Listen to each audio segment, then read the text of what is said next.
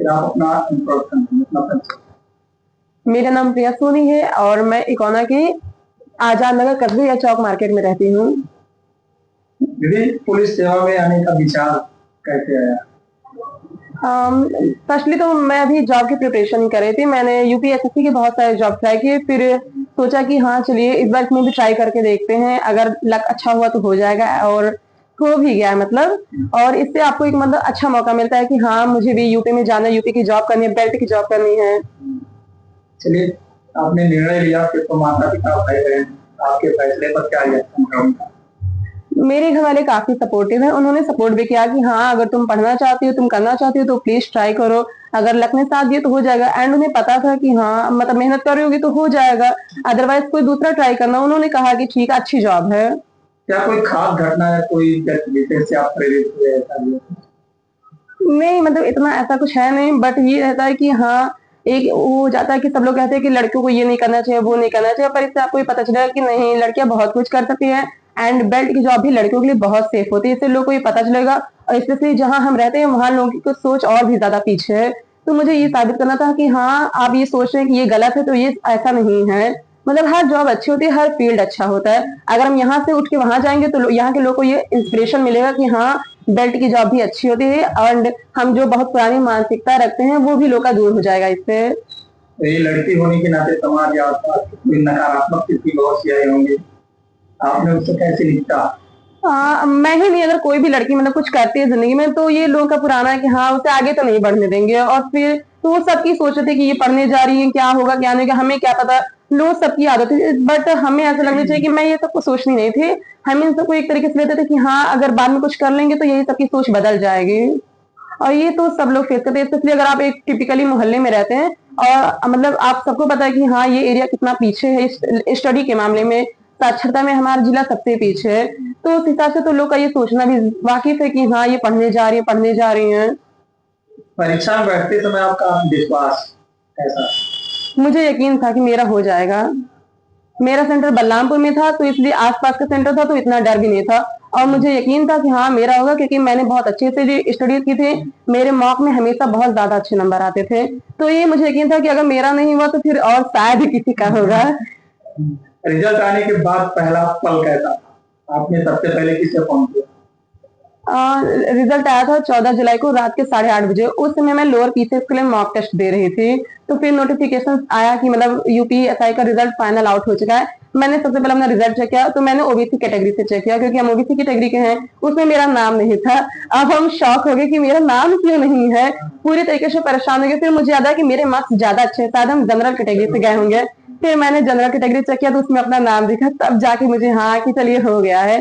फिर अपनी मम्मी को ही बताया कि हाँ हो गया है, बस नॉर्मल बताया कि चलो हो गया, जो आप लोग को सही लगे। पुलिस जैसी पुरुष प्रधान सेवा में लड़की के रूप में आए चुनौतियां क्या हैं?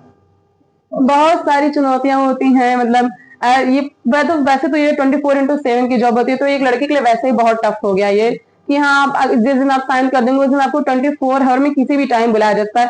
एंड एक लड़की के लिए अगर रात को ड्यूटी के लिए बुलाया जाए तो ये थोड़ा डिफिकल्ट तो होगा ही कि। और ये सबको पता है कि एसआई या पुलिस की जॉब बहुत मेहनत की जॉब होती है, बहुत स्ट्रगल्स होते हैं। आपको लोगों की मानसिकता सहनी पड़ती है, लोगों की सोच सहनी पड़ती है कि वो आपके बारे में क्या सोचते हैं। एंड अपने से ऊपर नीचे सब लोग वालों को झेलना पड़ता है। लाइक हमसे ऊपर भी बहुत सारे पोस्ट वाले होंगे, हमें उनकी भी बात माननी पड़ेगी, हमें लोगों की बातें सुननी पड़ेंगी, लोग क्या सोचते हैं, पर ऐसे थोड़ी ना होगा। ऐसा ही है, दरोगा बनने के बाद आपका पहला लक्ष्य क्या होगा? मेरा पहला लक्ष्य होगा कि मैंने जो शपथ ली वो मैं अच्छे से करूं, लाइक लोगों की सेवा करूं, लोगों को मतलब न्याय दे पाऊं, कोई बेईमानी हो। जो लोग पुलिस के ऊपर ये दाग होता है कि पुलिस वाले ऐसे होते हैं, पुलिस वाले जल्दी किसी का काम नहीं सुनते हैं, अगर आप पुलिस वाले को 1 बजे रात को फोन करेंगे तो 1 बजे दिन में आएंगे, ये सब मैं बदलने की कोशिश करूंगी कि हाँ मतलब जो फोन मेरे पास करें मैं उनके पास तुरंत पहुंच जाऊं, सही तरीके से काम कर पाऊं, लोगों को यकीन हो कि हाँ पुलिस वाले हमारे साथ हैं। समाज युवाओं खासकर लड़कियों के लिए क्या संदेश देना चाहिए? मैं लड़कियों को यही कहना चाहूंगी कि आप जिंदगी में अपने घर से बाहर निकलिए, अपने सपनों को पकड़िए, सपने जिंदगी में पूरे करना बहुत जरूरी है, अपने पैरों पे खड़ा होइए। इसका ये मतलब नहीं कि अगर आप बहुत अच्छे घर से तो आप पैरों पे अपने ना खड़ी हो, पैरों पे खड़ा होना सबका जरूरी है, चाहे वो एक लड़की हो चाहे एक लड़का हो, सबके लिए अपने पैरों पे खड़ा होना जरूरी है। अगर आपका किसी चीज में भी किसी भी फील्ड में अगर आपका मन लग रहा है, आप जाओ नहीं कि हाँ इस चीज में हम आगे बढ़ सकते हैं, तो उस चीज में आप आगे बढ़िए, सपने को पूरा करिए, अपने अपने शहर वालों का, अपने घर वालों का नाम रोशन करिए। इससे आप ही यहाँ पे बहुत सारी लड़कियां भी आगे बढ़ने की सोचेंगी। अगर कोई लड़की इस परीक्षा की तैयारी कर रही है तो आप उसे क्या कराएंगे? सबसे पहले आप सिलेबस देखिए कि हाँ क्या सिलेबस है, फिर उसके अकॉर्डिंग अपनी स्ट्रेटेजी बनाइए। आपको पता है अगर कि मैं इस सब्जेक्ट में वीक हूँ तो उस सब्जेक्ट में ज्यादा प्रिपरेशन करिए। आप अच्छे टीचर्स कंडक्ट कर सकते हैं कि मतलब ये टीचर्स अच्छे हैं, ये प्लेटफॉर्म अच्छा है। सेल्फ स्टडी सबसे अच्छी होती है। आप ज्यादा से ज्यादा चीजों को रिवाइज करिए। अगर आप चीजों को रिवाइज नहीं करेंगे तो आप भूल जाएंगे। इनफैक्ट आप किसी भी सब्जेक्ट में कितने भी अच्छे क्यों ना हो, अगर आप बार बार नहीं पढ़ेंगे वो चीज तो वो भूल जाएंगे। एक अच्छा रूटीन बने, एटलीस्ट कोशिश करिए कि हाँ 7 से 8 घंटे प्रॉपर डेली पढ़े। कम पढ़े पर डेली पढ़े। ये नहीं कि आप एक दिन जोश में आ गए, पूरे 12 घंटे पढ़ लिए, 24 घंटे पढ़ लिए, फिर दूसरे दिन से बंद हो जाए, ये नहीं करना है। आपका पसंदीदा विषय हॉबी क्या है? मेरा जीके बहुत अच्छा है। परीक्षा के दौरान स्ट्रेस कैसे मैनेज करते हैं? सबसे पहले आप पेपर लेने से पहले तो आप सबसे पहले कि वहां परीक्षा सेंटर पे जल्दी पहुंचे। इससे आपका माइंड धीरे धीरे ओपन हो जाएगा कि हाँ इतने सारे लोग आए हैं। आप 1-2 घंटे स्ट्रेस फ्री होने लगेंगे, क्योंकि आपके हाथ में ना पेपर होगा, ना फोन होगा, ना कुछ, तो आपको बहुत अच्छा लगेगा। हम कभी भी जहां भी पेपर देने गए कोशिश करते हैं कि क्लासरूम में आधा घंटा पहले ही पहुंच जाएं। वहां बैठते हैं, लोगों को देखते हैं, समझते हैं कि हाँ ऐसा होगा। और जब पेपर मिले तो आप अच्छे से ये याद रखें कि हाँ अगर मुझसे हुआ तो बहुत अच्छी बात है, नहीं हुआ तो मेरे पास बहुत सी जिंदगी में चीजें हैं, हम अच्छा कर सकते हैं। एंड मैंने बहुत अच्छा पढ़ा है तो होगा भी। बस अपना दिमाग शांत रखे, अच्छे से करें। सफलता का श्रेय किसे देंगे? सफलता के पीछे अक्सर लोगों के घर वालों का ही हाथ होगा। मेरे पीछे भी मेरे घर वालों का ही हाथ है। उन्होंने मेरा बहुत अच्छा साथ दिया। मतलब हमने अगर कभी भी कहा कि मुझे यहाँ पेपर देने जाओ तो उन्होंने कभी रोका भी नहीं। इनफैक्ट मुझे और अच्छे से कहा कि हाँ तुम कर सकती हो, तुम करो, तुम बहुत अच्छे से करोगी। उन्होंने मेरा पूरा साथ दिया है। और अगर मतलब किसी और को कहना चाहो तो मैं अपने भैया को ही कहूंगी।